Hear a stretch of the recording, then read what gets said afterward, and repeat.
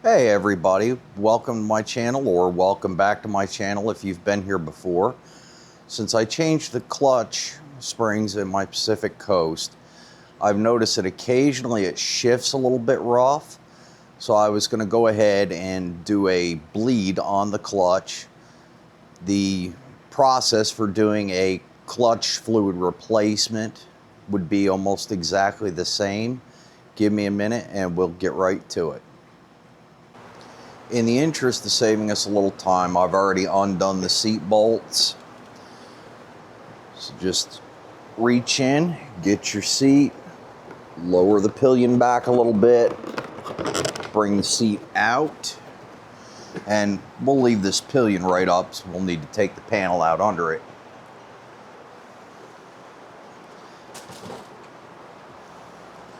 The next step is going to be to pull this vent cover. It simply comes out to you and back.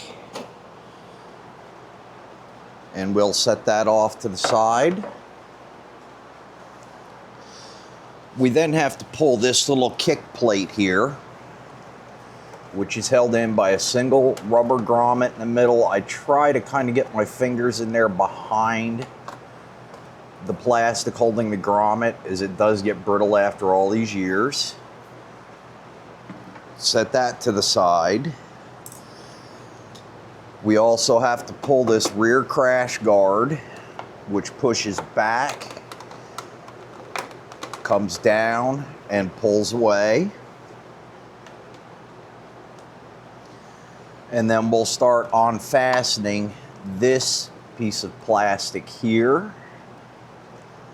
Actually, we need to do this one first.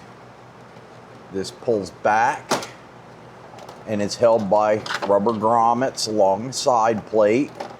Again, be careful not to let your panels flex too much. And now we will pull this plate here to get to the clutch sleeve. One fastener here.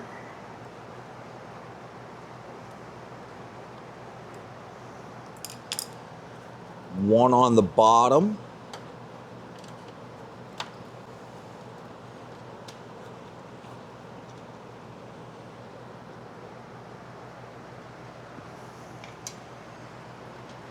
There's another fastener back here.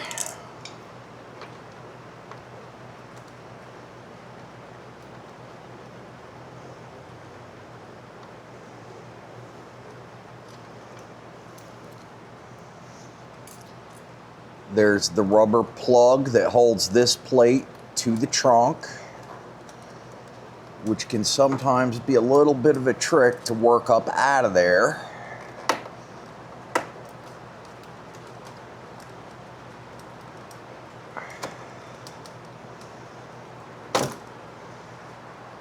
I apologize for it being a bit dim in here. I had the garage door open, but it started to rain. And I'm going to actually take this foot peg off just to make life easier with removing that.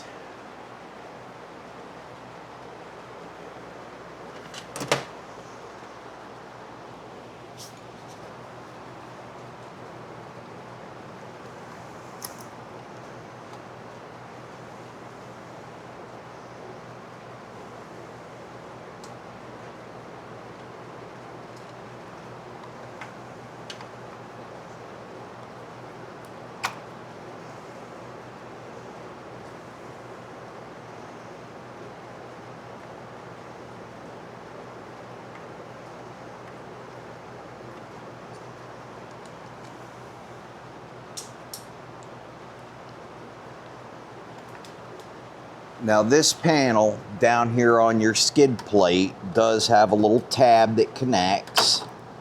Simply pull that to separate it. Make certain you're loose from everywhere, which we should be. May have to flex the panels a little bit to get them apart.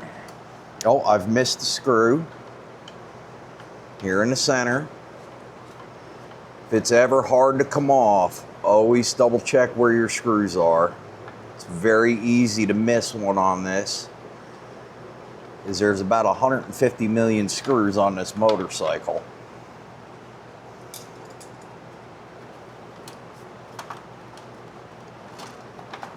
And once we get everything jiggled free,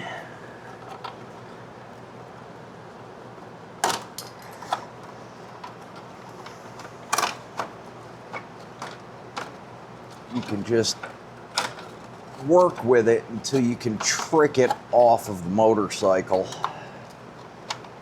Fold that peg up to get us a little more clearance.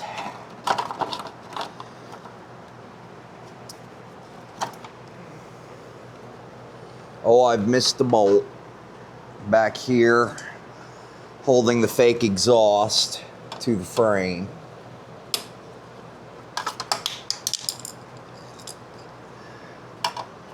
And again, this is why, if you haven't done these sort of things in a while, you need to go back through and go very, very carefully, especially on these brittle motorcycles.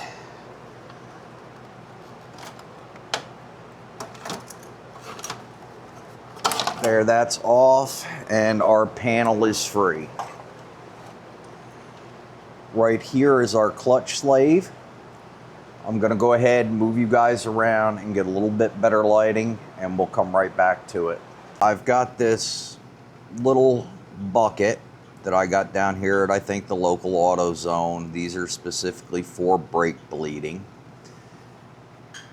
And we have a tube of .34 brake fluid.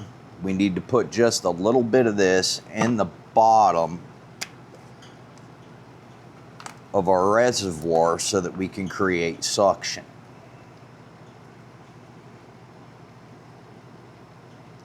Doesn't have to be a lot, just enough to submerge the tube that it goes inside of it.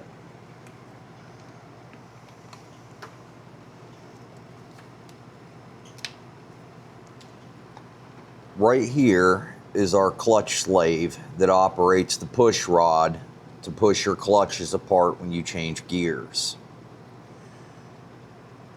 This rubber cover comes off and exposes this nipple. Before you put your hose on, get your 10mm wrench, put the box end over it, and then place your hose on.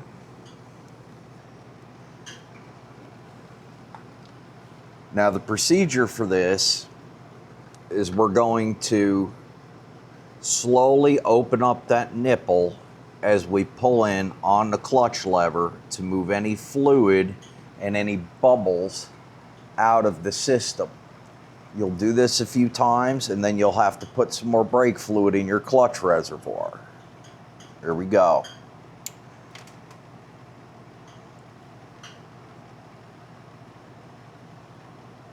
Push in, slowly open, close it before you let the clutch handle out.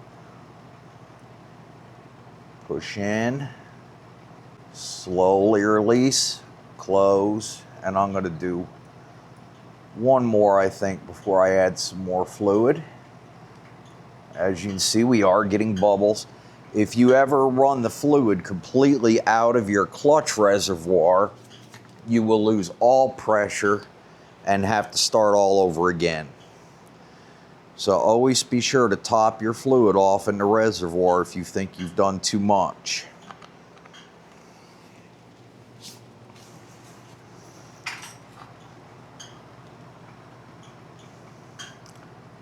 Again, we're just going to keep going. And you change your fluid in the same way. You simply add more to the top reservoir and release the old through here.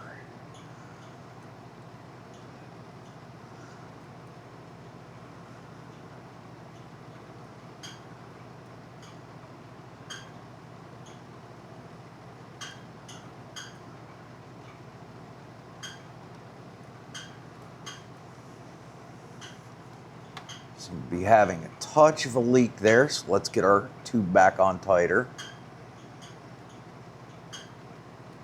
There came another bubble.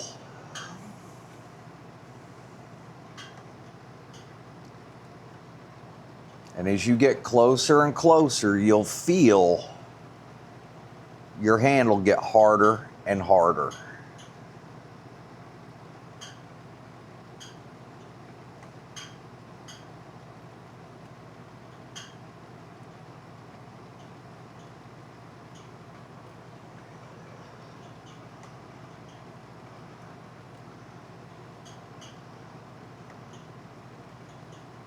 Now you can buy what's called a speed bleeder, which has a check ball in it that only allows the liquid to move one way and will not allow any air to re-enter, in which case you would simply open this valve and pump until you were done and then close it again. I don't know why I've never put one on the PC. I just haven't. Gonna add some more brake fluid up top.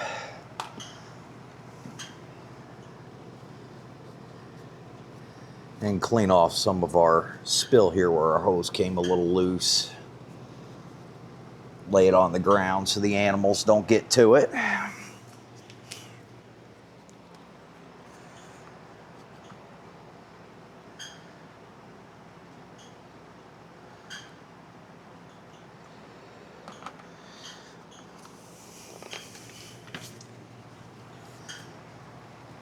And I can already feel a massive improvement in my clutch handle. So I'm probably going to give it just a couple of more.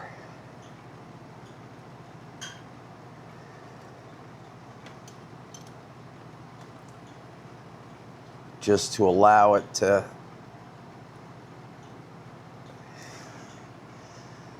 lower the level where we need it to be, basically to put the cap back on it.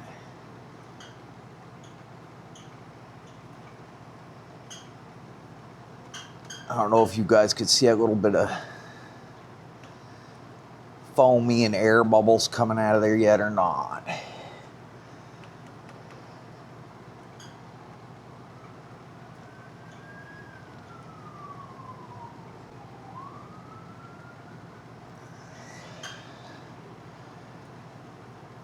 My hand may be in the way for you to see it very well. I'm gonna go ahead and pause you guys so I'm not making this video 900 miles long, and I'll come back to you when we put everything together. Okay guys, there you can see that that fluid is much cleaner than just what I changed out a couple of months ago. Now along this inner edge down here, that is as high as you want to fill your fluid, because your rubber piece here, that is what that fits into, and we don't want to be over full. That's where your diaphragm goes. Over the top of that, we have this plastic piece that drops on there and goes inside the diaphragm like that, and our cover. If you're ever in question what type of fluid to use, it will tell you right on the cover. Now I'm going to go ahead and put our screws back in. Sorry about the shake. The only way to show this well and make sure that I'm getting it framed well is to hold the camera in my hand. And if this is helping you guys, please do like and subscribe. If you are a subscriber, I do sure appreciate you guys helping me get my channel off the ground. I like doing these repairs and I love sharing the knowledge with you guys. So I definitely hope this is helping you all to learn to do maintenance on your machines. I'm not going to bore you all with putting everything back together. I will show you the clutch handle has quite a bit of pull to it now. It's very stiff. And I will share with you an old mechanic's trick when you get done doing this. If you tie your lever back with a zip tie and leave it overnight, it aps to firm up even more, because what few air bubbles are left will rise up into your reservoir and disappear. You all have a good day, and thank you very much for joining me.